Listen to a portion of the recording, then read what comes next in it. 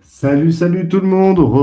Bonjour, c'est Buty pour Wen. On est le mardi, donc 18 mars, il est 21 h. C'est la troisième édition ce soir de Crypto Road Trip. Donc Crypto Road Trip, pour ceux qui ne connaissent pas, c'est notre format dédié au contenu anglophone, donc contenu des US, contenu anglais, contenu AFSUD, contenu australien. Le tout, bien sûr, géré de main de maître par l'ami CryptoTech. Comment tu vas, bro? Salut bro, salut Buty, tu vas bien? Eh ben écoute, ça va, on enchaîne. Là, ça fait Oh là là, quatrième ouais. live de la journée pour Wen, le troisième pour ma part, donc ça commence à tâter un peu du palais là, mais, Oh, mais j'ai carrément, la... tu m'étonnes. T'as du courage, mec. Merci encore pour l'invitation cette fois-ci, Eh c'est ben, vraiment génial. avant de passer au vif du sujet et au sommaire, ça va toi de ton côté? Comment tu gères ce marché là ces derniers temps rapidement? Eh ben, écoute, je pense que comme beaucoup, j'ai raté de me dire au moment opportun qu'il fallait sortir, donc je suis sorti un peu plus tard que prévu, mais c'est vrai que j'ai sorti une grosse partie de mes petites positions, on va dire. Ouais. Je garde mon capital sur les valeurs sûres, hein. Je les ai pas vendues, c'est peut-être idiot, il faudrait peut-être que je les vende pour forcément racheter plus bas ou quoi, mais non, je suis parti du principe que sur là où j'ai vraiment des fortes convictions, je préfère garder et attendre la phase d'accumulation pour réaccumuler en bas et puis voilà, faire un voilà, rediminuer finalement mon prix d'achat moyen que j'ai déjà et essayer voilà, d'optimiser voilà, les phases suivantes si reprise il y a et puis si reprise il y a pas, bah écoute, je réadapterai, le moment venu, on va dire. Voilà. Donc je suis plutôt résigné, je pense comme beaucoup et Ouais. bon après avec le tout le contenu comme tu dis, que j'ai avalé ces derniers temps, je me suis fait aussi une raison sur la prochaine phase qui devrait intervenir, là sur les prochains mois. Voilà, je veux dire Hmm. ça comme ça en introduction sur ce que je pense D'accord. ce qui devrait se passer d'après les contenus que j'ai pu lire, les différents l'analyse technique ainsi que les avis, on va dire plutôt macro sur, Ouais. la suite du marché. Mais c'est voilà, ce serait on va dire, voilà pour donner un petit teaser sur là où je voudrais aller pour la suite. Ok. Sur, on va dire, le doute sur le fait que le bull run, là où je mettrais le doute, c'est est-ce que le bull run est finalement derrière nous? C'est là où on est en plein doute finalement. C'est une grosse partie de doute, c'est de se dire on a tout raté parce qu'en fait, c'était à ce moment-là qu'il fallait vendre. C'était avant qu'on ait l'investiture de Trump, parce que là, on avait des marchés qui étaient haussiers, mais c'est toujours en regardant en arrière. C'est un peu facile de regarder en arrière et de se dire bah tiens, c'était là où il fallait le faire. Et puis c'était évident, puisque là maintenant, on vient de passer tous ces événements-là mais on se rend bien compte qu'en effet, il n'y a plus aujourd'hui de thèse d'investissement qui se présente aujourd'hui et donc il y a une certaine inquiétude. À long terme, je suis pas certain que ce soit voilà aussi bearish. J'aurais tendance à penser qu'on devrait rebondir. On est quand même sur une existence des cycles du Bitcoin quand même très récente. On est à donc on a eu le cycle 2021, 2017, 2013. On va dire en gros, on a eu 3 bull run avant celui on a eu 3 cycles complets avant celui-ci et finalement ceux avec des alts, il y en a eu que 2 avant. Est-ce que, on peut tirer finalement des conclusions aussi rapidement sur comment se doit se dérouler un cycle? Ça aussi, c'est quelque chose sur lequel on peut aussi se positionner et se poser de questions. Alors, Mhm. ouais, je vois un commentaire de Bellini: «La corrélation sur Bitcoin a rien de choquant, par contre les alts, c'est du jamais vu». Oui, par contre, d'où venait la liquidité précédemment sur des altcoins?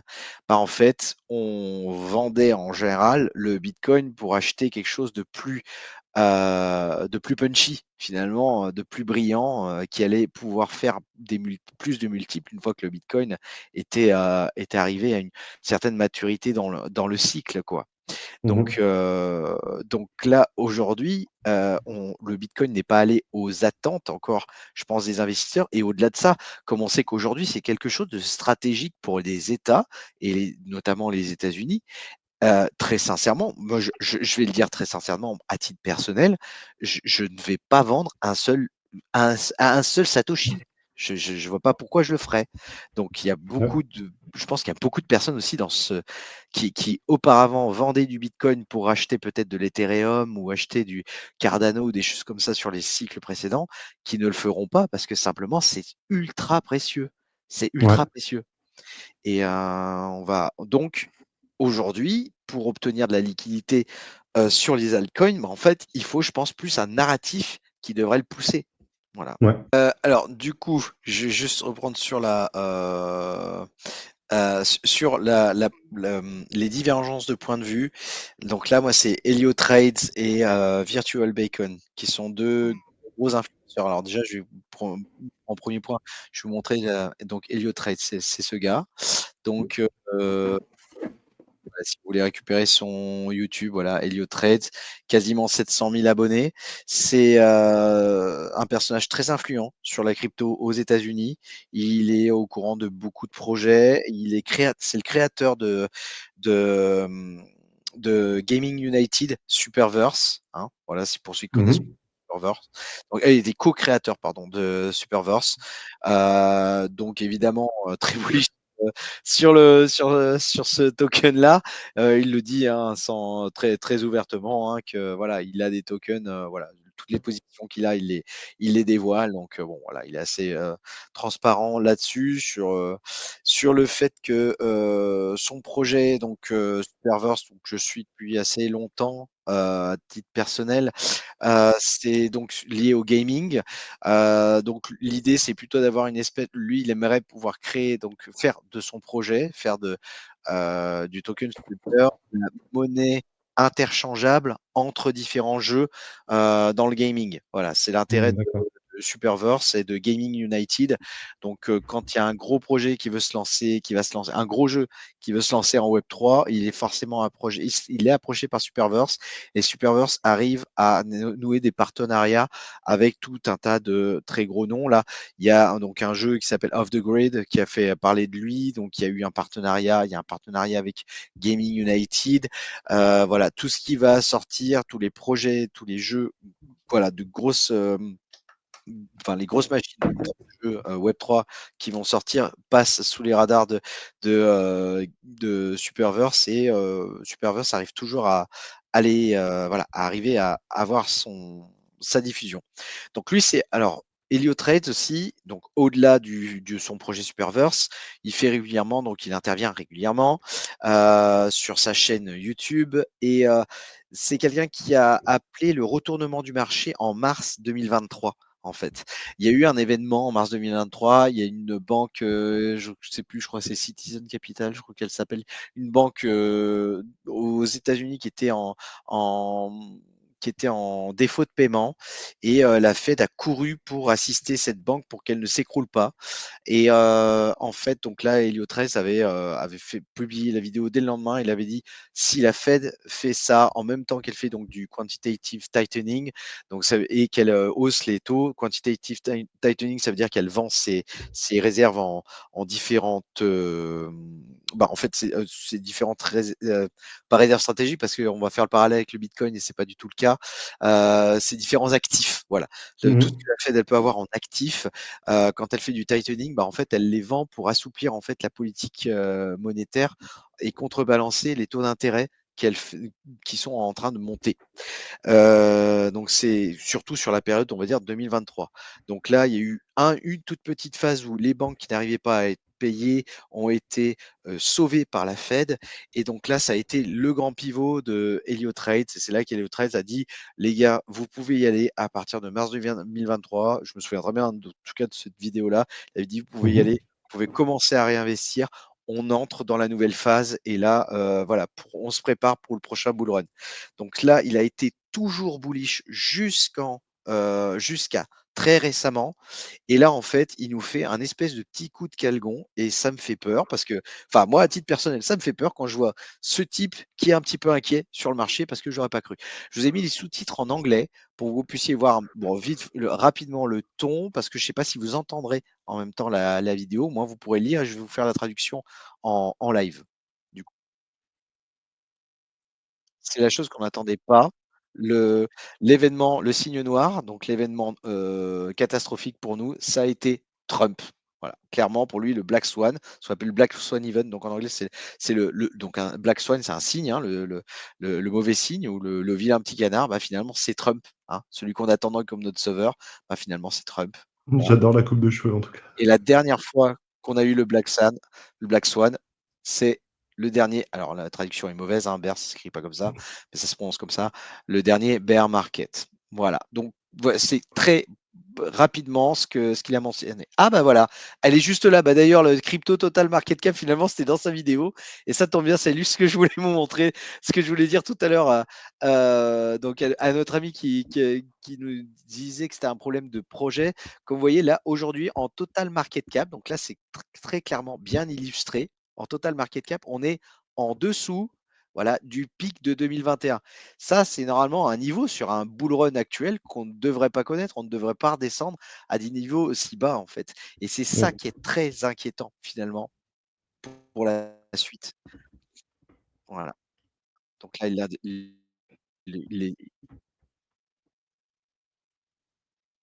voilà, donc là, voilà, on a perdu 1,3 trillion, hein, donc 1 300 milliards de perdus depuis le plus haut, qui a été signé, courant décembre.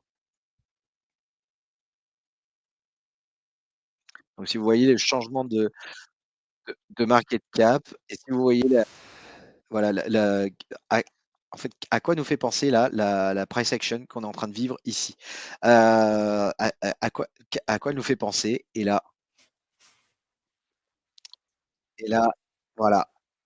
Il pointe très clairement la première chute donc de la première grosse chute qu'on a eue, à partir de décembre 2021 et voilà, il fait clairement le parallèle avec cette phase-là et puis malheureusement, il le fait également, voilà, sur la première phase du bear market de 2017 et moi, vraiment que ce gars, Elliott Trades, soit, bearish, c'est pas normal. Hein, honnêtement, si lui, il vit le doute, ça doit mettre le doute à, 100 des personnes en crypto. C'est vraiment pas le type qui est dans ce genre-là. Donc voilà, donc là, c'était le première inquiétude qui a été mentionnée sur sa vidéo. Dans sa vidéo, il fait mention de différents, sujets et notamment un qui m'a interpellé. Donc là, je vais vous reprendre ce tweet, moi qui m'a fortement interpellé, qui a moi été ma grosse inquiétude d'avoir lu ça parce que je n'étais pas au courant. Donc voilà, le Japon détient 2 trillions de dollars d'investissement dans des sociétés à travers le monde. Donc, N-World, 2 trillions, c'est pas des milliards, on parle de trillions, donc de 1000 milliards. Vous savez combien un trillion ferait? Moi, je ne sais pas. Pourquoi? Le nombre est bien trop important et mon cerveau n'est pas capable de le comprendre. Si le Japon augmente ses taux d'intérêt, et ça, c'est aujourd'hui sur la table, les 2 trillions d'actions qu'a le Japon, qu'a les Japonais, sera vendu. Et doutez-vous de l'effet que cela aura? Je connais la réponse et vous serez tous sans abri. Voilà. Et donc là, si on fait un lien, clairement, voilà. Donc le Japon détient 15 trillions en avoir qu'il utilise pour emprunter du yen et faire ce qu'on appelle le carry trade, donc en fait les échanges sur Forex. Voilà. Et 9 trillions en actifs. De ces actifs, 2 trillions sont directement investis dans des actifs étrangers. Et voilà. Et là, 2 trillions sur les marchés, ça, c'est très certainement ce qui, au niveau macro, et qu'on néglige un petit peu de notre côté, fait qu'on a une très grosse peur, doublée évidemment, couplée de l'information des tarifs douaniers américains. Parce qu'en final, l'histoire des tarifs douaniers américains, ça amène pas, on va dire, de la peur ou du doute, ça amène surtout plutôt de l'incertitude. Là, Oui. ça va être plus de la peur. Ce qu'on a le problématique du Japon, c'est de se dire que si les Japonais interviennent, on va avoir peur des conséquences d'une hausse des taux d'intérêt. Il faut savoir qu'aujourd'hui, on emprunte du yen à 0. Je crois qu'ils ont augmenté justement très récemment. Ils avaient augmenté à 0,25, alors qu'avant, c'était même des fonds, c'était même du négatif. En gros, il fallait passer par le yen pour pouvoir emprunter sur les marchés et pour pouvoir investir dans certaines sociétés. En augmentant les taux d'intérêt, évidemment, l'intérêt pour le yen réduit et donc du coup, l'intérêt des actions baisse également. Donc, évidemment, il y a un retrait sur les actifs et donc un intérêt à pouvoir se repositionner finalement au niveau du yen plutôt que être positionné sur des actions. Et ça commence à, voilà, c'est quelque chose qui fait trembler les marchés, qui fait trembler de peur les marchés. Contrairement aux informations de Trump qui, elles, sont plutôt de l'ordre de l'incertitude. Voilà, pour la partie tarif douanier. Voilà. Intéressant. Voilà, c'est le premier point déjà que je voulais noter sur Helio Trades. Et à l'inverse, quelqu'un. Je Vas-y. rebondis pendant que justement tu es dans cette transition pour reprendre les commentaires. Dans Study Bitcoin qui nous dit on a beau dire que le bear market ne commence pas en extrême fear en parlant d'aujourd'hui, mais je pense plutôt qu'il a commencé avec le top quand on était en extrême grid. Peut-être qu'aujourd'hui, on s'en rend compte juste plus tôt que d'habitude car les altons ont beaucoup moins pump comme on avait l'habitude, donc moins aveuglés par le marché. Oui, oui, c'est tout à fait possible, effectivement. C'est tout à fait possible. Après, moi, pour l'instant, je suis pas dans le délire bear market ou bull market. Ces termes-là, pour l'instant, je ne cherche pas à nommer, en tout cas, la phase de marché sur laquelle on est. Ce marché, il peut vriller dans un sens ou dans un autre assez rapidement. Et pour moi, c'est un marché que je suis et je ne mets pas de bruit type on est en bull ou on est en bear. J'acte en fonction du price action et de ce que m'indique la macro. Mais en tout cas, ton point de vue est totalement entendable et c'est peut-être ça qu'on vit effectivement. Van Allen, bonsoir messieurs, les Pékinois nous mangeront. Salut Van Allen, ah, il rapporte toujours de l'humour, franchement, merci. Les tarifs, ça fait baisser par nos Ricard. Eh Ouais. ben, ouais, ouais, c'est clair, on s'est pris 200% de tarifs sur l'alcool, il me semble, de mémoire. Terminado, intéressant. Hop. Sur ce cycle, Alcézanne était sur les mêmes coins et non sur les altcoins classiques. Ouais, ouais, ouais. C'est clairement une possibilité. Il y a eu les mêmes coins, il y a eu aussi d'autres narratifs, hein. Il y a eu un moment, l'IA, début 2024, c'était juste insane, les multiples qu'on imprimait sur l'IA. Après, le problème, c'est qu'on dépend trop de Trump, c'est juste une possibilité que j'évoque. Bien sûr, pas de souci, personne n'a de boule de cristal, on est là pour échanger justement, et c'est tout ça qui nous enrichit. Et merci pardon, de nous partager ta vision, je te dis. Ouais, oui, on dépend. Ouais, l'actualité. Oui, voilà. Donc l'actualité dépend de Trump, en effet, parce qu'on avait fondé ce que je disais en préambule finalement. On a fondé toute notre thèse d'investissement sur ce bull run, sur le fait qu'on ait une réserve stratégique de Bitcoin. Finalement, c'est ce qui allait nous driver. On s'est dit que ça allait être l'IA et ça allait être Trump, hein. C'était vraiment les deux gros sujets pour ce bull run. Et voilà, bah, en fait, finalement, là, Trump, il n'y a plus vraiment d'actualité pour nous. Et c'est ça qui, qui pêche un petit peu pour nous, parce qu'on n'a plus rien pour nous soulever, en fait, là. Mm.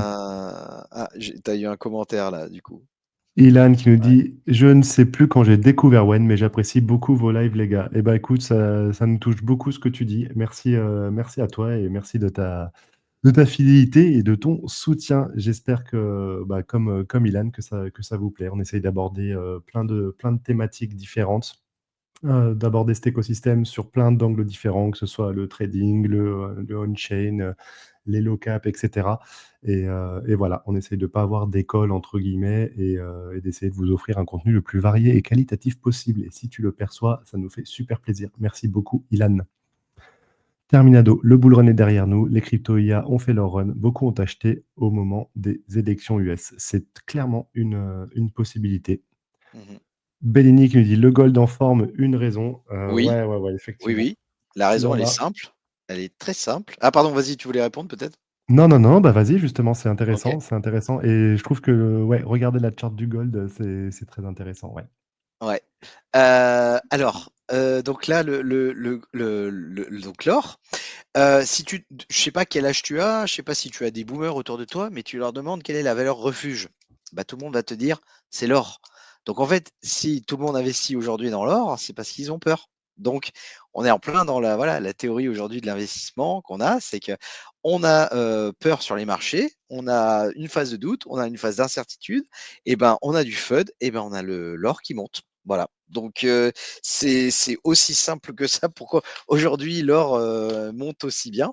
C'est parce que c'est une valeur refuge pour tous ceux qui ont peur et qui ne sont pas de notre génération, qui sont pas plus jeunes, on va dire, et qui, pour nous, enfin, en théorie, quand on va avoir peur, et je pense dans quelques années, ça se démocratisera beaucoup plus, parce que de toute façon, quand les gens de notre génération ne sauront pas acheter de l'or, parce qu'on ne sait pas acheter de l'or, très concrètement, et ben on va savoir acheter du Bitcoin par contre. Et ça, c'est ce qui va faire une différence à long terme. Et c'est pour ça qu'aujourd'hui, il n'y a aucun intérêt aujourd'hui à si tu achètes du Bitcoin, il n'y a aucun intérêt à le vendre. Personne ne va vendre du enfin voilà, tu achètes du Bitcoin, tu le vendras jamais parce que c'est ta valeur refuge, c'est une vraie valeur refuge pour les décennies à venir. C'est voilà, c'est enfin pour moi ça me paraît évident. Donc aujourd'hui, c'est encore l'or parce qu'il y a beaucoup de gens qui savent plus facilement acheter de l'or sur les marchés qu'acheter du Bitcoin, mais là, les ETF, c'est très récent, c'est très nouveau, c'est pas un produit que tout le monde sait utiliser dans le monde. Par contre, l'or, tout le monde sait en acheter un peu partout dans le monde. Tout à fait. Tout à fait. Après, est-ce qu'il y a d'autres sous-jacents derrière? Ben, on le saura, mais clairement, voir l'or qui se comporte comme ça, c'est pas du tout bon signe pour les marchés à risque, très clairement, et encore plus pour les cryptos. Gigapod Buty, il est d'un calme olympien. Là, c'est ASMR limite.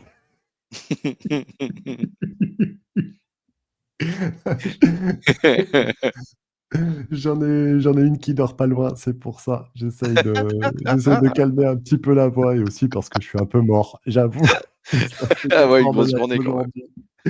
Mais voilà, j'espère que vous kiffez, Buty ASMR. Il y en a pour tous les goûts. Thierry qui nous dit: «Merci pour votre contenu». Ben, merci à toi de l'exprimer et merci d'être présent. Est-ce mieux de sortir à la hauteur de 50 maintenant? Alors écoute Thierry, pour répondre à ta question, je ne peux pas y répondre moi personnellement, directement. Il faudrait qu'on puisse avoir voilà ton portefeuille, quand c'est que tu es rentré, tes horizons d'investissement et cetera. Donc, ce que je t'invite à faire, c'est, ben, éventuellement nous préciser tout ça en commentaire. On essaiera d'y jeter un œil à la fin.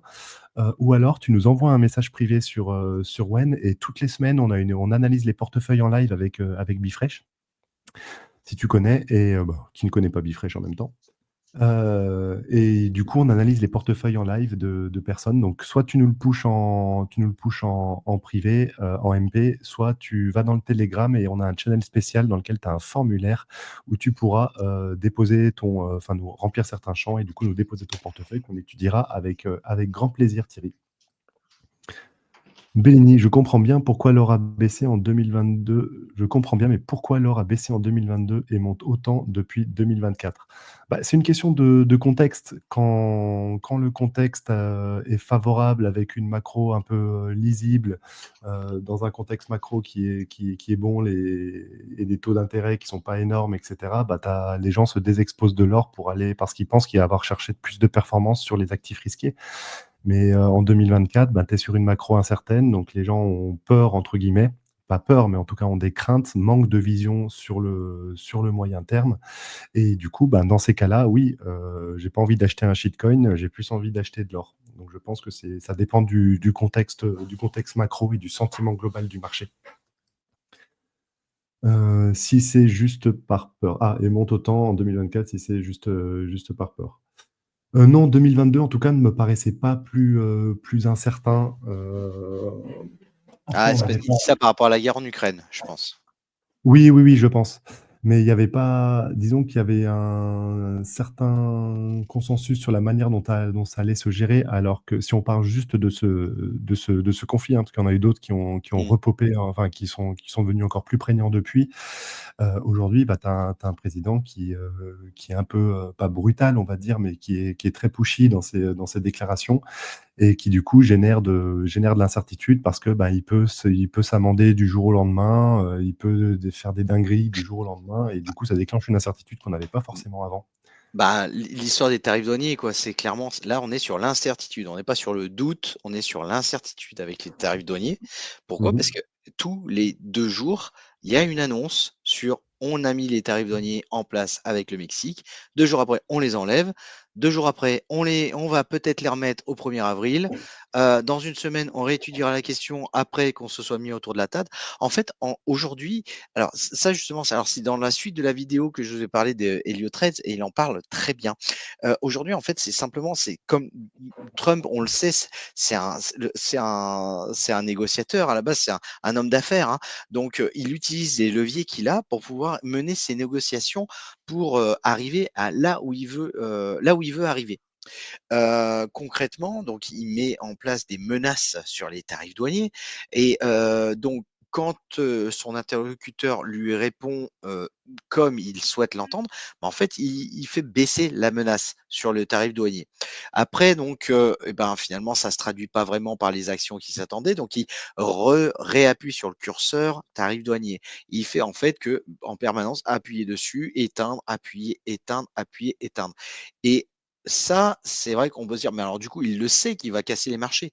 Oui, il le sait qu'il va casser les marchés. Ça, encore une fois, je vous dis, tout ce que je vous dis, c'est vous le verrez aussi dans la vidéo d'Elliot Trades, hein, que je vous ai montré et il l'explique aussi super bien et peut-être mais bien mieux que moi.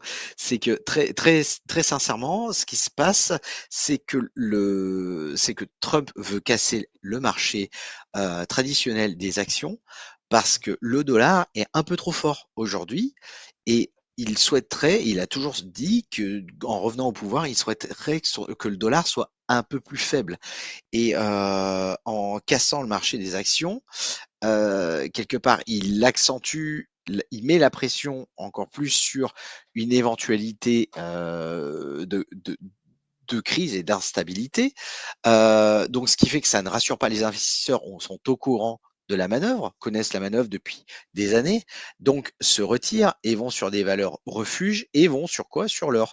Chose qu'on n'avait finalement pas non plus en 2022, parce qu'en 2022, Biden, il était beaucoup plus stable, la politique, elle était claire, il fallait Mmh. monter les taux d'intérêt pour contrer l'inflation. Là, aujourd'hui, c'est on met les tarifs douaniers, on les enlève avec des partenaires de longue date qui n'ont jamais eu de tarifs douaniers. Parce qu'il faut comprendre, là, la véritable problématique, si vous voulez, là, sur les tarifs douaniers avec l'Europe, en fait, finalement, c'est pas un problème parce que nous, on est un marché exportateur pour eux et eux, ils sont importateurs de nos produits, clairement. Et nous, on achète quasiment rien aux Américains. Donc en fait, il nous met les tarifs douaniers qu'il veut. Malheureusement, on peut pas vraiment répondre. C'est un petit peu la problématique. Là où c'est beaucoup plus problématique au côté américain, et c'est pour ça que c'est le S&P qui mange en ce moment, c'est parce que beaucoup de sociétés produisant aux États-Unis ont des usines d'assemblage et de production qui sont situées de l'autre côté de la frontière au Mexique, dans le nord du Mexique et donc en mettant ces tarifs douaniers, en fait, ça perturbe également le marché intérieur américain. Ça, Trump, il en est bien au courant, il est bien au courant de tout ça, mais ça fait beaucoup de mal aussi pour les industriels américains qui s'appuyaient sur leurs usines qui sont situées dans le nord du Mexique. De même, il y a beaucoup de sociétés donc internationales qui, pour s'implanter aux États-Unis, parce que c'est pas si facile que ça pour s'implanter aux États-Unis finalement, ont situé leur siège, nord-américain plutôt du côté du Canada et donc au final parce que, bah, en fait Canada, US habituellement il y a pas de droits de douane et bah, là en fait du coup, en mettant des droits de douane entre, les États-Unis et le Canada, bah, en fait on peut taxer aussi tous ces sièges sociaux côté, canadien et ça c'est pas non plus très pertinent pour l'économie, finalement c'est pas très bon pour l'économie américaine puisque c'est les produits qui vont augmenter. Donc, vous voyez, tout ça, c'est ce que les investisseurs ont en tête et savent qui peut casser le marché, causer, aggraver une récession, in fine.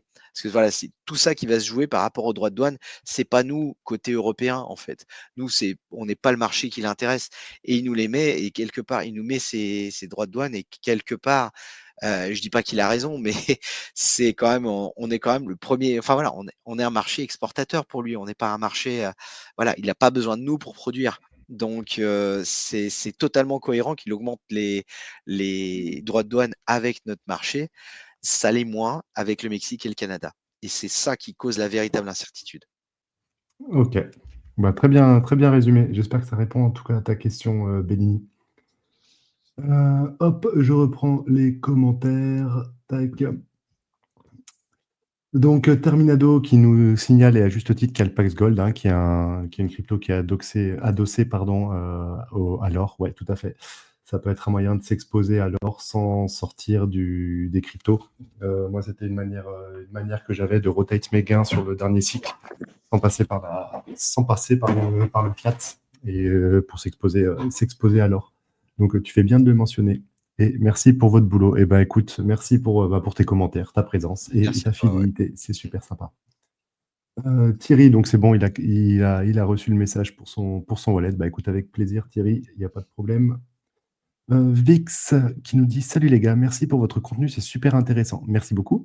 Auriez-vous des conseils à me donner pour intégrer l'équipe dev d'un projet? Avez-vous peut-être déjà eu ce genre d'expérience?» Alors, me concernant, donc je suis pas dev en l'occurrence, mais j'ai été amené à échanger avec pas mal de projets. Ce que je te conseillerais pour commencer, est-ce que c'est du réseau et cetera? Je dirais oui, mais ça se construit. En gros, hésite pas à aller dans les Telegram des projets, dans les Discord des projets, à justement, bah, si tu es dev, regarder un petit peu ce qu'ils font. Pourquoi pas émettre des suggestions, des retours ou échanger avec la communauté. C'est un très, très bon moyen bah, pour justement commencer à se faire remarquer et avoir des potentielles pistes de job là-dedans. Donc voilà, je te conseillerais d'aller cibler les projets qui t'intéressent et de t'investir dans leur communauté, de montrer ton expertise et après éventuellement de proposer tes services. Et en plus, si tu es dans leur Discord, dans leur Telegram et que tu suis leur actu, tu sauras quand ils auront besoin de personnes sur ces sujets-là. Et je pense qu'un bon dev aura pas trop de mal à trouver dans cet écosystème. Donc bullish sur toi, Vix. Mais voilà, mon conseil, et Cryptotech te dira s'il en a d'autres, mais en tout cas, moi, ce serait de t'investir dans leur communauté, dans les projets et d'aller au charbon avec eux et de te faire remarquer comme ça. Donc sur les Telegram, sur les Discord, en répondant sur X, peut-être en pushant certaines choses intéressantes des projets pour éventuellement montrer que tu es bullish dessus. Enfin voilà, c'est tout un tas de petites choses, mais infiltre les communautés. Je pense que ça passera par là. Donc oui, c'est J'ai du rien de réseau et plus à dire. Ouais, c'est clair, c'est clair. il faut le construire. Et en plus, honnêtement, dans le Web3, tu peux très bien, par exemple, DM un founder pour lui proposer des choses, lui dire, bah tiens, j'ai vu ton code, j'ai remarqué ça, etc. Les projets sont super accessibles pour la grande majorité, parce qu'ils sont à taille humaine, hein, et honnêtement, tu n'auras pas de mal à avoir du répondant, je pense. Et d'autant plus si tu as du talent, ce dont je ne doute pas, tu devrais vite trouver tout ce que tu veux. Voilà. Arnaud qui nous dit: «Faut pas se plaindre, on est à x3 sur BTC, ETH dans tout cela, c'est la grande question. Perso, je me sens bien validateur alors que je n'ai pas réussi l'objectif sur le cycle précédent». Ben, oui, oui, dans tous les cas, faut se plaindre, c'est même pas le propos de se plaindre ou pas, on constate les choses. Après Trump, il surprend pas. Il peut surprendre, mais il surprend pas sur sa manière de faire. De toute façon, il a toujours été plus ou moins comme ça. Dans ses bouquins, il raconte ses méthodes de négociation, d'être très violent dès le début, pour après se laisser de la marge de négo. Enfin, il est pas surprenant de ce côté-là. Donc non, non, il y a pas de plainte en tant que telle, en tout cas. On est à x3 sur BTC et ETH dans tout cela, bah, ETH, on verra, on va pas revenir dessus parce que c'est un très, très, très long débat. Pour résumer, je reste bullish long terme sur ETH et prudent court terme. Hop. Donc ETH, oui, bah, ETH, voilà, on disait rapidement, on va pas y passer tout le live pour laisser Cryptotech dérouler. Il vous a déjà présenté le point de vue d'Heliotrade, C'est ça. Heliotrade, ouais. un influx super intéressant et je pense qu'il nous en a préparé un deuxième, Ouais, Virtual Beacon de mémoire qui est pas mal aussi ouais, et ouais, ouais. qui a un point de vue, il me semble, différent pour avoir regardé un peu ces derniers contenus. Donc on va rester focus sur ce sujet, mais en tout cas, Arnaud, n'hésite pas à venir sur les prochains formats, on pourra débattre, un débat de TH, mais là, je préfère, c'est un gros sujet, entre guillemets, et je préfère pas trop dériver du sujet principal. Mais en tout cas, en te résumant, et je pense que Cryptotech aura le même take, enfin, aura peut-être un take différent d'ailleurs, mais pour te résumer, moi, bullish long terme, j'ai très très peu de doutes. Par contre, à court terme, ça m'invite à de la prudence. Ouais. Ouais. Et donc, ouais, en effet, donc, je vais présenter donc, hop, partager l'écran sur.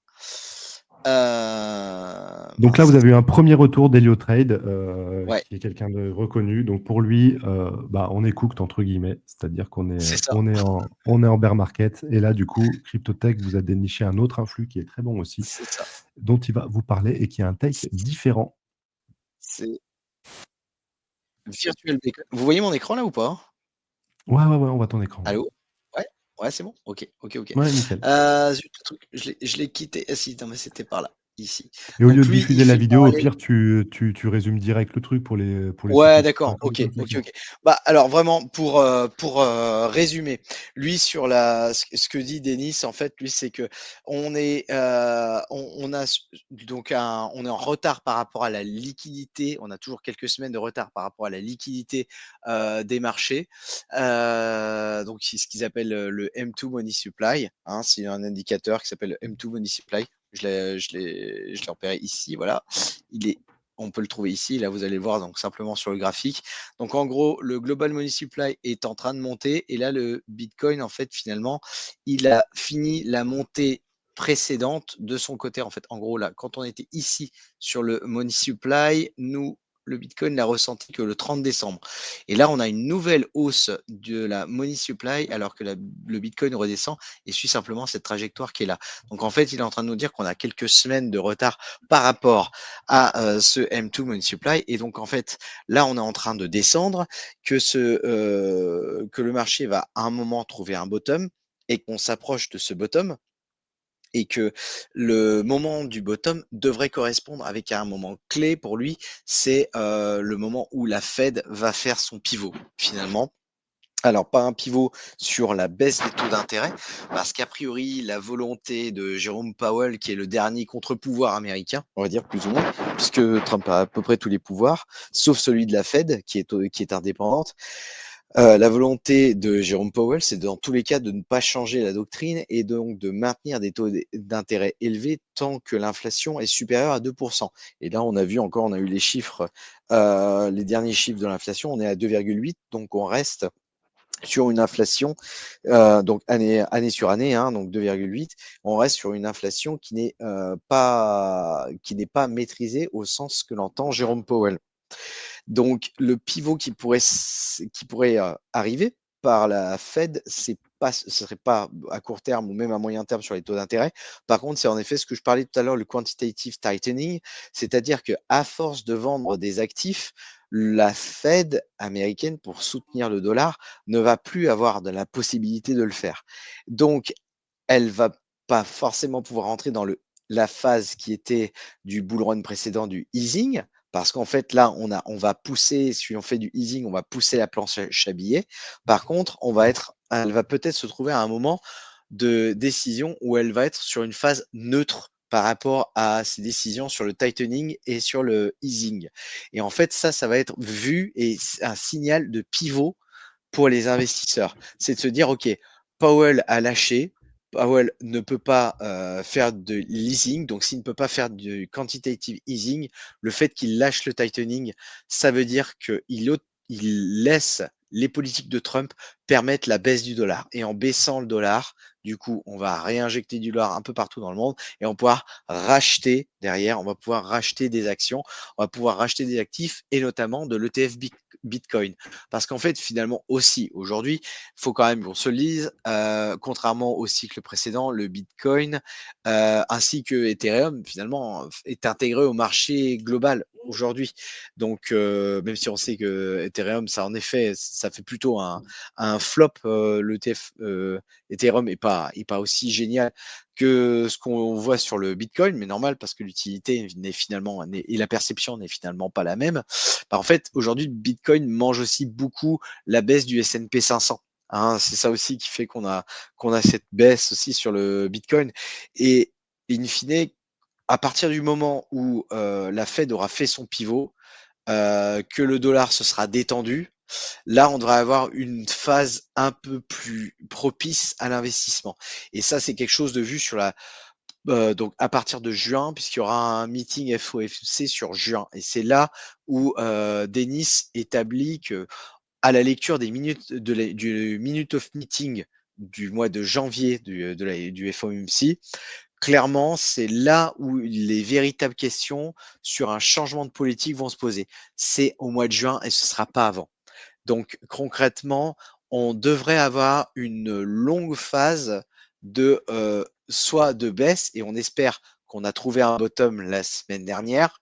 Si on a trouvé un bottom, on ne devrait pas rentrer dans une phase, on va pas avoir une recovery en V. De toute façon, on le voit même dans les tout le monde est épuisé, tout le monde est exténué. En fait, ce qu'on pourrait avoir, c'est une phase de quelques mois de stagnation et d'accumulation avant de pouvoir repartir vers une nouvelle phase haussière et ce qui pourrait être une deuxième leg, finalement, une deuxième jambe haussière que l'on connaîtrait sur notre bull run. Ce qui serait peut-être qui est moins crédible aujourd'hui. J'ai pas envie de vous donner un gros sentiment d'opium. Je voulais juste montrer deux théories différentes. Celle de se dire que ça y est, le bull run est passé, il est derrière nous, et ceux qui se disent qu'on est rentré dans une phase d'accumulation, une phase de distribution qui va nous mener sur une phase d'accumulation avant de redistribuer. Voilà. Mais du coup, son seul argument, c'est le M2 ou il développe d'autres arguments? Virtual Beacon, enfin Denis. Les autres arguments, principalement, c'est le pivot de la Fed, en fait. C'est surtout le Hmm, pivot de la Fed. Au-delà d'accord. du M2, au-delà du M2, c'est D'accord, surtout le ouais. pivot de la Fed, hein. Ok. Pour lui, c'est ça qui devrait réactiver le marché sur la deuxième partie de l'année. Après, fais voir, je vais regarder, checker Trueflation, je ne l'ai pas vu aujourd'hui, vu que j'ai fait pas mal de live. Bon, après, c'est pas non J'arrête plus. de partage. Hop, Trueflation 1,65. Donc ouais, le risque de Powell, c'est qu'il réagisse un petit peu tard sur les taux d'intérêt, quoi. Bah, il le fait toujours, hein. Il est toujours en retard. Mhm. Alors, c'est pas sur les taux d'intérêt, pour le coup, c'est vraiment sur le quantitative. Non, non, mais je euh, parle sur les taux d'intérêt au global versus, ouais, versus pour réagir sur l'inflation. Je parle pas de la d'accord. thèse de, Ah, de, ok. de, de Denis en l'occurrence, pardon. Ouais, c'est ça. C'est Hop, ça. Wanda, salut Wanda. Ah, Wanda est toujours là aussi, ça fait super plaisir. Putain, c'est où vous êtes là presque chaque live, franchement, c'est impressionnant et ça fait super plaisir. En tout cas, ravi de te voir ici, Wanda. C'est Trump qui a nommé Mr. Powell lors de son premier mandat. Mm. Pour autant, c'est un professionnel qui me semble vraiment indépendant. Alors, si je me trompe pas, juste pour la toute petite correction, même si c'est totalement vrai, c'est Trump qui a intimé le nom de Jérôme Powell. Il a dit qu'il le voulait à la Fed, et je crois que la Fed a fait une élection. En fait, je crois que c'est un système comme ça, à revérifier. Donc, c'est pas Trump, je crois, qui nomme directement le président de la Fed. Il me semble que la Fed doit se réunir pour nommer quelqu'un à la Fed. Et c'est pour ça que c'est vraiment indépendant. Même si c'est Ok. lui qui a concrètement appuyé Powell. Merci de la précision et merci Wanda pour ton commentaire. Arnaud qui nous dit, faut pas dire ça sur ETH, c'est quand même pas du sol. C'est-à-dire, désolé, j'ai pas vu quand tu as posté le commentaire exactement, c'était quand on parlait de quoi? J'ai pas vu. Qu'est-ce qu'on a dit de mal sur Ethereum? Si c'est l'ETF qui séduit pas, peut-être. Ouais, Intéressant. ouais, mais on n'a pas. Bah, aujourd'hui, on n'a pas sur Solana en fait. Mais si Non, on bah pourra non. comparer. De toute façon, le Et- problème, c'est si on a un ETF sur Solana, il y a quand même assez peu de monde dans la TradFi qui connaissent vraiment l'utilité de Solana, très, très honnêtement. Ethereum, oui, c'est devenu beaucoup plus mainstream depuis assez longtemps, mais Solana, j'en doute, donc je suis pas sûr qu'un ETF, sincèrement, alors si on doit s'imprimer sur les ETF, je suis pas sûr qu'au-delà enfin, à titre personnel, hein, je vois pas l'intérêt d'avoir au-delà de Bitcoin et Ethereum aujourd'hui autre chose. Ou alors des indices, ou alors un ETF indexé sur un panier de Un, crypto, un- ça serait un plus panier, ouais. logique qu'avoir sur une crypto, parce que sincèrement, dans le mainstream, on peut parler d'autre chose que Bitcoin et Ethereum, on verra rien. Enfin, les gens ne connaîtront pas. Ouais, t'inquiète qu'ils trouveront une utilité. Au final. Mais oui, le TFETH, bah, pour l'instant, oui, effectivement, il séduit pas factuellement, faut le reconnaître. Même si on aimerait que. Après, il faut savoir aussi que cet ETF ne comprend pas le stacking. C'était Gensler qui bloquait ça. Et du coup, ça coupait une grosse partie de l'attractivité d'Ethereum parce que cette rentabilité, il y en a beaucoup qui viennent les chercher, même si si on est sur 3%, ce qui n'est pas énorme. Mais en tout cas, les ETF n'incluaient pas la valorisation aussi via le stacking. Et apparemment, enfin, pas apparemment, mais en tout cas, c'est de nouveau sur le papier. Donc, c'est pas encore fait. Mais ça pourrait éventuellement changer la donne si ça arrive dans un contexte qui serait à même de pricer ça, bien entendu. Bellini, on crache pas sur un peu d'opium. Bah ouais, quand même, bah ouais. Julien qui nous dit, est-ce que ce serait pas une potentielle troisième jambe haussière après la Ouais, hausse de 2024 des ETF et fin 2024 de Trump? Qu'est-ce ouais, que tu en penses? oui, oui, bonne correction, tout à fait. Tu fais bien de me corriger, tu as raison. Ce serait plus logiquement une troisième journée boursière. J'ai pas pensé à début 2024, du tout finalement, j'y ai pas pensé, mais c'est ça, tout à fait. Mais ouais, troisième jambe haussière, ouais. Eh ben écoute, ma foi. Arnaud Powell, il est well-minded, il faut le suivre. Bah écoute, ça reste de l'interprétation. Ça veut pas dire que je pense l'inverse ou quoi que ce soit. C'est pas le propos, mais je pense que Powell a fait quand même deux, trois erreurs. Mais bon, après, je suis qui pour dire que Powell fait des erreurs. Et puis on aura besoin d'un peu de recul de toute façon. Gigapote qui se marre. Bah, je sais pas ce qu'on a lâché, mais pas de souci. Bon, go fast. Bravo pour votre contenu, très intéressant. Continuez comme ça, une belle équipe. Eh ben écoute, putain, vous êtes super ce soir, ça fait vachement plaisir. Ça fait vachement plaisir. Eh ben écoute, merci beaucoup pour ce retour. Donc, paf. Est-ce que tu voulais aborder d'autres points? Il me semble que oui, non? Ouais, je voulais aborder un dernier Ah, petit point, en effet. Ah tiens, attends, je vais repartager. Alors deux finalement, parce que celui-là, il me plaît bien. Attends. two more things. Ouais, ouais, ouais. Allez, très Et rapidement. n'hésitez pas, si vous voulez qu'on aborde quelques sujets aussi, n'hésitez pas. Arnaud qui nous Ce dit, vous avez acheté. Bah écoute, si tu nous parles d'Ethereum, je vais être très rapide. Moi, j'ai une double gestion de portefeuille. J'ai une partie long terme qui est vraiment distincte en termes de gestion que long terme, que court terme, pardon. Donc j'ai acheté spot long terme, oui, sous les deux cas. Sur mon plus court moyen terme, pour l'instant, je patiente. Il faut reconnaître que le price action est littéralement dégueulasse et que ça peut être autant une opportunité au final, une milieu d'une baisse qui n'est pas terminée. Donc je suis plus prudent, en tout cas, à court moyen terme, mais très bullish long terme. Voilà, et j'ai rien vendu pour le moment. Toi, tu as fait quoi avec Ethereum, CryptoTech? T'es pas du tout dessus, si? Si, j'en ai, mais alors, moi, c'est simple, là, j'ai rien acheté encore du tout, hein. Je depuis la Non, non, je suis pas dans une phase où je vais acheter là, depuis la chute, hein, on parle depuis la chute là, depuis le début d'année. J'ai pas fait un seul achat. Ah non, non, je j'achète pas là. On n'est pas encore dans la phase où il faut acheter là, pour moi. Il me manque des indicateurs. À titre personnel, j'ai pas remis un centime encore. Alors, j'ai pas remis un C'est à centime. cause de mecs comme toi, hein. C'est à cause de mecs comme toi qu'on dump, hein. J'espère que tu en as conscience, en tout cas. Ah non, alors alors, mais ça faisait partie, c'était le tout dernier truc que je voulais vous dire, mais je vais le dire dès maintenant. Mais le vrai bon coup en ce moment, à mon sens, dans les cryptos, c'est que là, on a le dollar qui est en train de se détendre par rapport à l'euro, et nous, on a la chance d'être dans la zone euro, en fait. Et c'est peut-être le bon moment pour acheter de l'USDC et de le stacker. C'est peut-être le bon moment pour faire ça en attendant qu'on ait une vraie belle opportunité, qu'on ait des indicateurs qui nous permettent d'acheter vraiment nos cryptos. Je pense que là, c'est la belle opportunité, c'est de se dire que jusqu'à maintenant, on était à 1 pour 1 quasiment, et là, on est à 1 pour 1,1. Et ça, c'est une belle opportunité qu'on a quand même. Faut peut-être pas la négliger parce que ça va peut-être pas durer. Il va peut-être y avoir des oscillations et on va peut-être retomber à 1 pour 1 quand les cryptos vont remonter et on va regretter de ne pas avoir un peu plus de stable en dollars. Ah, c'est vraiment un conseil de bear market, hein. Mais Ouais, je te taquine, bien entendu, ouais, mais mais c'est t'as tout à fait raison. En bear market, il y a des conseils à donner, il y a des stratégies à adopter, hein, voilà. Il y aura toujours des choses à dire, mais effectivement, tu fais bien de le mentionner. Tout à fait. ouais. Là, c'est vraiment c'est lié au forex, mais là, c'est l'intérêt, c'est d'acheter du dollar pour qu'on soit positionné si on a une troisième jambe, comme l'a dit Bellini tout à l'heure. Voilà, c'est comme il l'a dit dans les commentaires.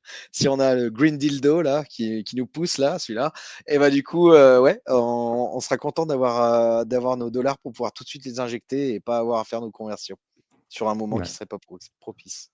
Ça peut être voilà. Donc moi, en fait, là, actuellement, finalement, les achats que je fais, c'est plutôt donc accumuler du stable pour quand j'aurai mes signaux pour acheter, bah là, je me positionne. Du coup, T'es quelle part stable là? là aujourd'hui, je suis à peu près à 15%. Je suis pas, c'est pas énorme, hein, tu me diras, mais voilà. En fait, je le fais. Bah, ce que j'aurais dû investir, si j'avais dû investir, bah, en fait, je me le remets tous les mois en stable. Donc, ah non, je suis peut-être un peu plus que 15. Je refasse un calcul en fait. Non, entre 15, plutôt vers 20, entre 15 et OK. 20. Voilà, à peu près. OK.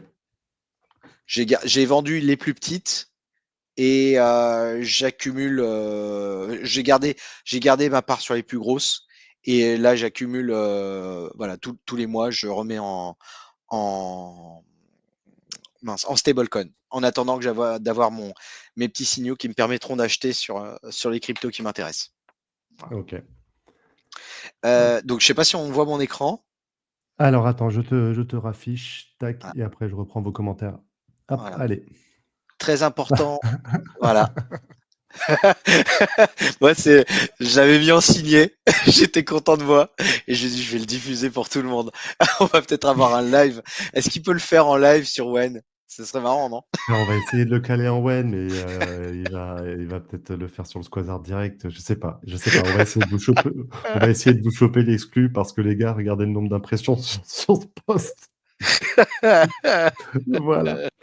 Donc voilà. Écoute, on va tout donner, mais je peux pas vous garantir parce que je pense qu'il sera très, très demandé. Il sera très, très Ouais, demandé. c'est sûr, forcément. Et puis il en a que deux, donc du coup, s'il doit le faire en live, ça va être compliqué. Ah, c'est pas le genre de pari ouais, qu'il faut faire plusieurs fois, quoi. C'est clair.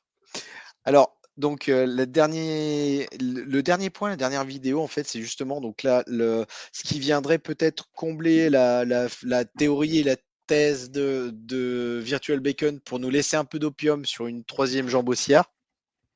C'est ce qu'on appelle la charte de la Wyckoff Accumulation Distribution. Je ne sais pas si vous en avez déjà entendu parler.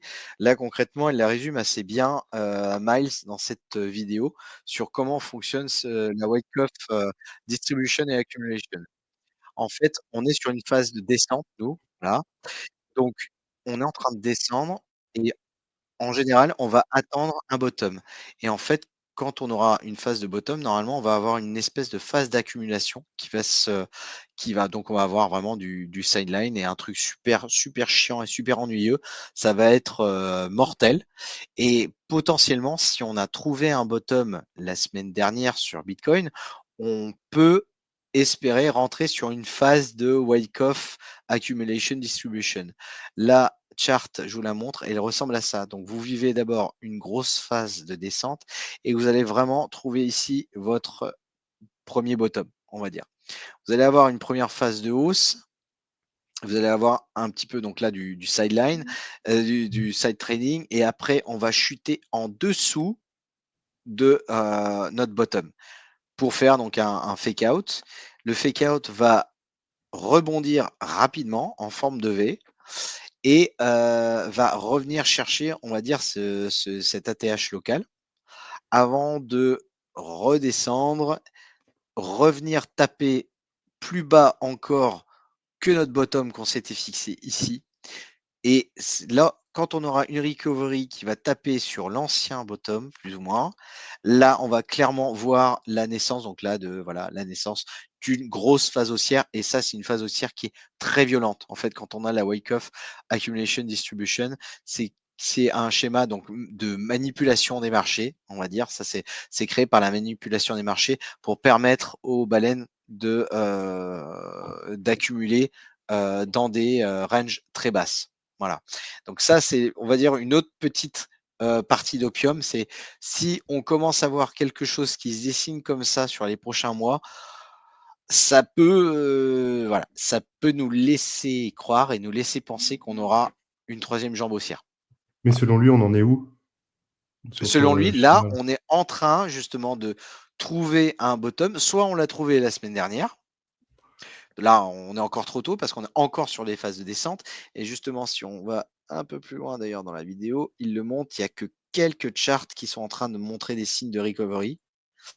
Je crois que c'est par là, voilà. Là, il est en train de montrer, là, c'est sur Mantle.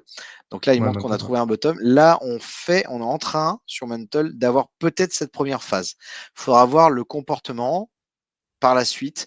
Donc là, on est en train de taper une moyenne mobile. Hein, Mantle a dû taper une moyenne mobile avant de. Il faut voir le comportement de Mantle, voir s'il redescend, aller trouver ce même bottom, reprendre par le haut, redescendre un tout petit peu plus bas, reprendre un nouvel ATH, potentiellement taper ici, en fait, finalement, et Un voir si on va ATH? redescendre plus bas.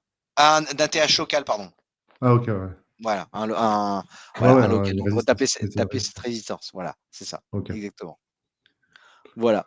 Donc pour OK, lui, bah, écoute, soit on a trouvé le bottom la semaine dernière, mais tout reste à confirmer en fait. Soit c'est la semaine dernière, et si c'est la semaine dernière, bah, en logique, on devrait, et si on est sur une wake-off accumulation distribution, on devrait avoir une grosse partie de, voilà, de ping-pong qui va se jouer par ici, en fait. Voilà. Sur il y en a Mental, par exemple. plus tu te rappelles de quelques altcoins qu'il a dit qui étaient Il, dans cette phase-là? ouais, attends. Il a parlé de Mental, il a parlé de Bio, que je connais pas. Il est Moi non juste plus. derrière. OK. Je crois qu'il est là. Non, c'est toujours Mental qui montre. Non, c'est pas Jim. Donc là, c'est une vision plus, Je sais plus plus. «technique» entre guillemets. Ouais, c'est Non, mais ça, t'inquiète, t'inquiète. exactement. Exactement. OK et Là, il montre Nier. Alors Nier, il montre pas qu'il est dans cette phase-là. Il dit que c'est encore une phase baissière. On voit pas de, voilà, on voit clairement, on est toujours sur une vraie phase baissière. Là, on chope pas quelque chose de plus haut. Pour lui, là, on continue à descendre sur le Nier. Voilà, ce qu'il disait mmh, sur sa vidéo. Il parlait de bio et une autre crypto qui s'appelle Edge. Et ça, ça aurait été intéressant en début d'année dernière. C'était Cloud Depin IA, après, a priori. Edge, ça OK. s'appelle. Voilà. Donc, je ferai mes recherches par rapport à celle-là, parce que j'en avais jamais entendu parler. Bio, ça me parle, c'est de la DSI. J'en ai déjà entendu parler, mais je sais plus trop ce que c'est. Voilà. Un petit peu sur OK. les derniers résumés. Voilà. Et bon, tout dernier conseil, c'était celui que je vous ai donné. Normalement, c'était le. Et là, Stable. actuellement, d'accumuler du stable. Voilà. Bon, moi, de toute façon, en analyse technique, je suis une vraie quiche. Enfin, ouais, ouais, ouais, très clairement. Donc, j'ai un avis sur les charts, mais de là à prévoir les prochains mouvements, c'est compliqué. Je laisse ça aux experts. Et justement, tac, c'est Nidas qui nous disait tous les traders SMC sont unanimes, on est archibert. Bah, écoute, je sais pas si tous les traders SMC sont unanimes là-dessus. Je peux pas te le confirmer ou l'infirmer, mais OK, intéressant. Tac, hop, j'essaie de reprendre vos commentaires, pardon. Ah bah, petit Spokemaster, je te fais un petit coucou au passage. Merci d'être là aussi. Super, super présent, ça fait plaisir que tu nous aies rejoints. Hop, Notorious, je pense que si on regarde le tableau de pourcentage sur les 10 dernières années, c'est catastrophique le premier Q1. En termes Ah de bon? perf sur les Riscon? Sur les cryptos? Ah, moi, j'aurais pas dit ça, honnêtement. Je suis Bah, ouais, on dit pas «Sell in étonnant. May, go away», ce qui suppose que tu as quand même eu un Q1, Q2 pas trop mal, non? Ouais, ouais. Je sais pas, après là, ça Je vais regarder et Eric Crown, qui est lui en général, il a pas mal de statistiques, voir son tous les fact-checkers de Wen, allez-y. Je reprends je Loïc. A priori, Vincent Gann aurait prévu de se raser la boule si le BTC au 40 en mars. Ah bah, ça s'annonce pornesque ça, le mois de mars. Bah, écoute, OK, bah, il y aura beaucoup de burnes dans le CTFR, visiblement en mars, fin mars. Parfait. Hop, Bellini, Hondo, bah, Ah Hondo, ouais, moi en j'ai vrai, ouais, on en a pas parlé. Hondo, tu veux en parler vite fait, Cryptotech? Bah, je sais pas, je vais peut-être m'attirer des foot, mais en fait, moi, ça fait partie de mes valeurs sûres, moi, en alt. C'est Bah, celui que ça j'aime va, bien, moi. tu vas pas C'est pas en mode unpopular opinion, quoi. Hondo, mec. Tout le monde est bullish sur Hondo. BlackRock, tac, Ouais. RWA, les instits. Ouais, c'est Ah non. c'est c'est c'est sûr, mais ça fait presque surfait maintenant sur le Hondo, mais c'est vrai qu'en RWA, c'est voilà, moi c'est, Hondo. Alors j'ai découvert, bah, grâce à toi Buty, mince, Plume, hein, vraiment c'est ça a l'air pas mal. Je sais pas si je vais pas, m'y intéresser quand je vais réinvestir. Ça m'avait l'air sympa. Bah, après là, Ouais, ils viennent de alors attends. Là, ils ont fait un plus 50 il y a 2 jours, je crois. ouais, Donc, ouais. voir quand ça va rebaisser, peut-être pour rentrer dedans. Mais ça semblait sympa ce truc, hein. Bah, pour être honnête, je vais rendre à César ce qui est à César, hein. Plume, c'est surtout Biff qui en a parlé. Donc moi, OK. j'ai été un ricochet, mais c'est vraiment Bifresh qui a digue le projet, Ah. qui en a parlé très tôt. Donc sur Plume, tout le mérite lui en revient. Si tu nous écoutes, Biff, big up. Ça fait le deuxième big up que je te fais de la journée pour ça, d'ailleurs. C'est pour voir si tu suis, si tu es là.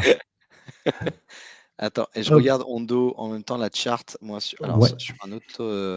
sur un autre écran me concernant, parce que je peux pas mettre TradingView sur celui-là, je sais pas pourquoi.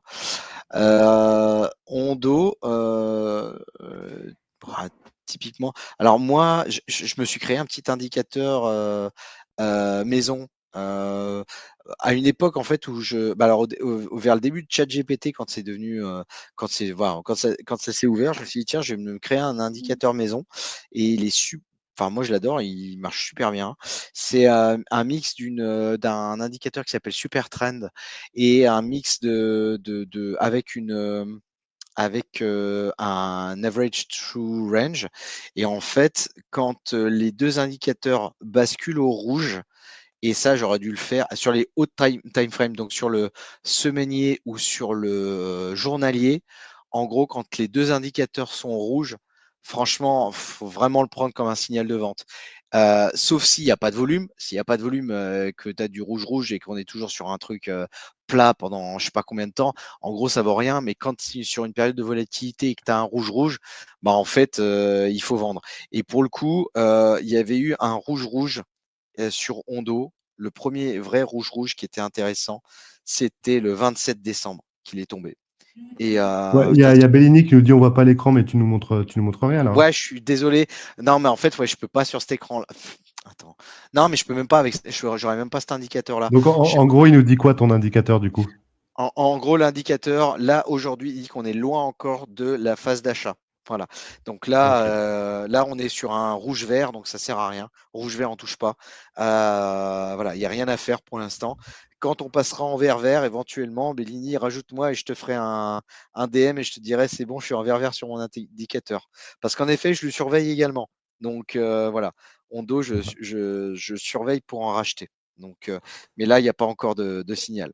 Pour moi, Mais il y a rien. ouais, déjà, Hondo, moi je pense que en tout cas, le contexte n'est que peu favorable aux alts pour le moment. Donc je pense pas qu'on ait les probas dans le dos. Heu, Après Hondo, j'ai vu tellement, mais ça c'est purement personnel et ceux qui suivent Wen, ils l'ont déjà entendu, mais ça a été tellement, ça paraît tellement évident si tu veux, que je me dis: «Cette évidence peut pas se passer parce que ça récompenserait trop de monde». Donc je sais pas, c'est pas du tout du fait du projet, c'est parce que sur le papier, il coche pas mal de cases, même si, comme le mentionnait, je crois, Terminado, il y aura des grosses releases. Mais quand tu vois la release qu'il y a eu précédemment, elle avait eu peu d'impact sur le prix au final, hein. Je sais plus, il faudrait la corréler, elle avait eu quand les derniers unlocks sur Hondo? Attends, Ouais, c'est c'était plutôt en janvier, ça devait être le 10 janvier, si je me trompe pas. J'avais suivi ce truc. C'était aux environs OK, du 10 et janvier. ben, fais voir. Bon, je vous le fais en mode vite fait, hein, mais hop.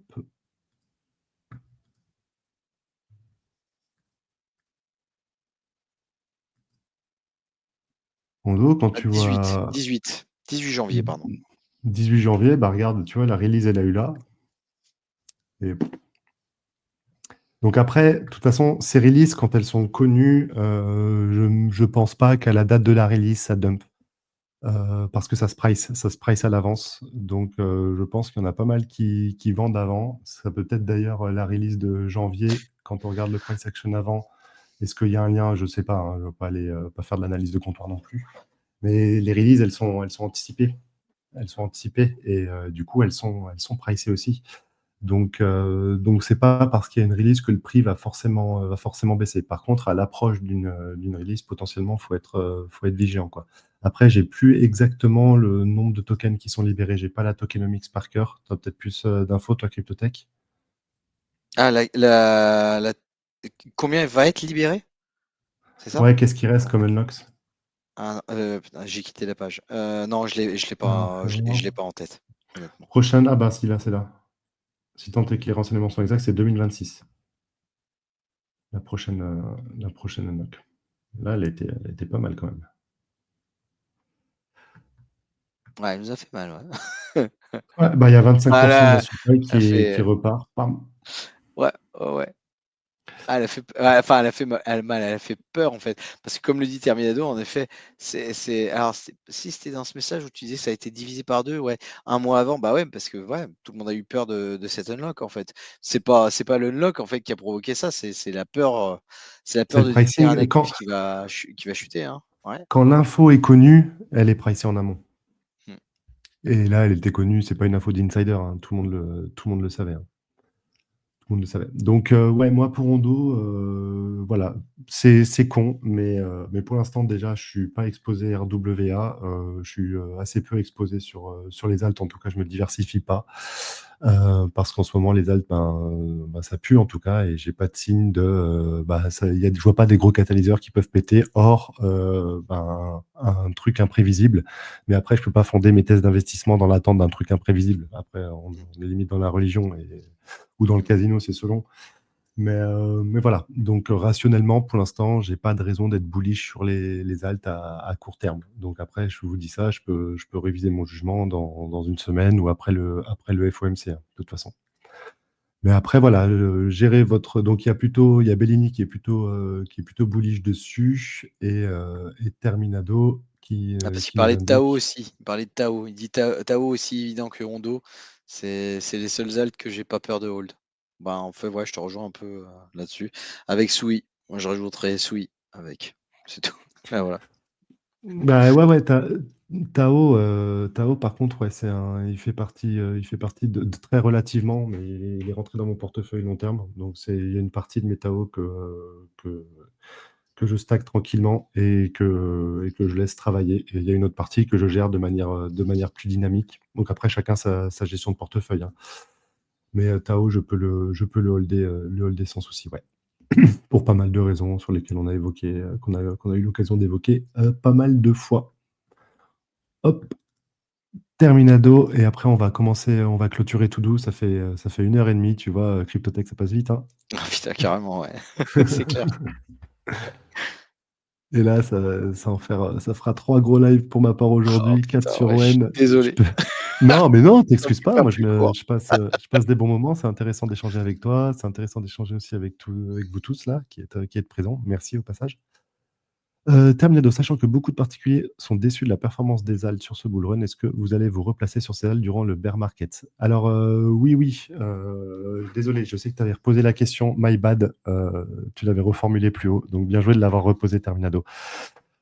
Sur certains alts, si on part en bear market, que je vois qu'on a trouvé un bottom, en tout cas que ça latéralise, que si c'est en bear market, ça va pas être un V-bottom, hein, ça va latéraliser. Et là, j'entamerai sur certains alts un DCA, ouais. Mais pas, ce sera très très sélectif. Mais oui, oui, je pense qu'acheter des alts en bear market et sur des moments de latéralisation et en DCA, parce que bon, ça peut durer longtemps, entre guillemets, ça peut être un super coup. Encore faut-il choisir les bonnes, et c'est là où va falloir être bon, justement. Et après, il faudra savoir les vendre le cycle d'après. Mais oui, oui, pour te répondre, en tout cas, me concernant, je me replacerai sur des alts durant le bear market. Parce qu'il y aura toujours de la spéculation autour de ces cryptos-là. Et je pense qu'il y aura aussi de la liquidité qui reviendra mécaniquement. L'économie est cyclique. Et quand l'argent sera plus facilement disponible, ben, le gambling va revenir comme en 40, comme avant. Non, non, pas forcément. Mais les alts seront toujours bidés, je pense, en tout cas pour ma part. Après, ça n'empêche pas que je vais continuer de me renforcer en BTC, si j'estime que les prix sont à un bon niveau. Et voilà. Désolé, j'étais un peu long. Cryptotech, t'en penses quoi de tout ça? Bah, non, là, je te suis à ouais, non, mais je te suis à 100. Le sur le fait que en effet, tu retournes pas forcément sur les mêmes altcoins, sur le cycle suivant. C'est une évidence parce que les narratifs changent. Mais oui, il faudra, si tu es là pour suivre la crypto au quotidien, en plein bear market, il y aura des jolies positions à prendre sur des altcoins d'avenir qui seront à des capitalisations très faibles. J'ai vraiment envie encore de croire qu'on n'a pas encore tout vu de ce bull run, qu'on est possiblement sur une accumulation. J'ai envie encore d'y croire un petit peu, donc me dire qu'on est en bear market, je suis pas totalement. Une part de moi y croit, une part n'en est pas totalement convaincue, et c'est pour ça qu'on va dire, là, je vais accumuler sur du stable, mais je vais pas dire que si j'achète là sur les 3 prochains mois, je ne considérerais pas que j'ai acheté en bear market. En gros, pour moi, j'aurais pas acheté sur une phase de bear market. Le bear market, ce sera quand je me positionnerai plutôt sur Q1 2027, Q2 2027. Là, c'est le vrai du vrai bear market. C'est là où tu vas trouver les casse-pas du cycle prochain, en gros, plus ou moins. Oui, oui. Et aussi, moi, quand là, j'entends, il y a Tamnado qui nous dit, j'espère que t'as pas trop, t'étais pas trop, ah, pardon, tu as pas trop DCA sur ETH. Non, non, mais là, je DCA pas sur ETH. J'ai repris une position long terme aux alentours de 1700 quelque chose. J'ai plus exactement. Je la laisse tourner et voilà. Après, en bear, pour moi, un bear market ou des zones où j'accumule en DCA, c'est pas tout le temps. C'est sur des zones où ça latéralise, où on trouve un bottom, on s'ennuie, on se fait chier, le truc est pas bide. Et là, je trouve que oui, c'est pertinent d'entamer un DCA. Après, quand il commence à y avoir plus d'activité, plus d'incertitude, j'ai tendance à être moins DCA et plus des petits coups par-ci par-là, quoi. C'est bon? Tu vois Ouais, l'écran? ouais. C'est Crypto Rover qui dit Bounce is coming. Alors, Ah. Crypto Rover, je le suis plus. Donc, je l'ai suivi, mais c'est, Ouais, ouais. c'est tous les 4 matins, ah, c'est super bullish, ah, c'est super bullish. Donc, je suis désolé, mais c'est pas une source que j'utilise, Crypto Rover. Je suis pas confiant avec lui. Je l'aime pas trop. C'est Ouais, c'est mon parfois avis une personnel. Je suis caricature d'un désolé. flux US aussi, Ouais, je trouve. ouais, un peu, ouais. Exactement. Mais, mais oui, oui, écoute, ça fait un peu d'opium. Voilà, on va le prendre. Ouais, Il ira. voilà, donc il nous montre le MACD qui est censé, le MACD est censé se retourner désormais alors qu'on voit qu'il est en train de descendre. Donc en fait, concrètement, ça fait vraiment flipper plutôt le MACD. Moi, si tu regardes le MACD, là, on va plutôt, on va plutôt continuer à descendre. Il y a le RSI qui est censé, donc la force la force des indicateurs qui est en train de remonter, soi-disant. Maintenant, s'il perce vers le bas, il arrivera à trouver un bottom un peu plus bas pour te dire ça y est, on y est. Donc voilà, c'est un peu facile. Et là, si on casse celle-là de courbe, il va te tracer une droite au lieu de faire cette courbe parabolique. Il va te tracer une droite pour dire qu'on est en train de monter. Donc c'est un peu compliqué à suivre Crypto Rover. Il arrivera toujours à trouver un truc bullish. C'est un peu le problème avec lui. Ouais. Mais oui, oui, Bellini qui nous dit, je connais pas du tout ce mec, j'ai juste vu passer la carte. Ouais, ouais. Pas de souci, Moi, je pas de te souci. dis, il fait pas partie de mes sources à titre personnel, mais je le connais. Mais c'est intéressant justement, vu que tu suis beaucoup, c'est intéressant d'avoir ton avis sur ces contenus. Donc merci. Notorious qui nous dit bonne soirée l'équipe et merci à vous pour votre contenu. Bah, merci toute la force que vous donnez. Franchement, ça fait super plaisir. J'avoue, un peu de fatigue, mais ça va. C'est pas non plus la perf de malade. Et puis, franchement, c'est plutôt cool, hein. On s'est pas ennuyé et c'est toujours, c'est super intéressant dans tous les cas d'avoir tous vos points de vue, d'avoir eu le point de vue de Cryptotech que je vous invite très chaleureusement à suivre. Je vous affiche son compte Twitter. Du lourd à venir sur Wen sur la fin de semaine. Prenez bien soin de vous. Ciao, ciao tout le monde. Salut les bros. Ciao.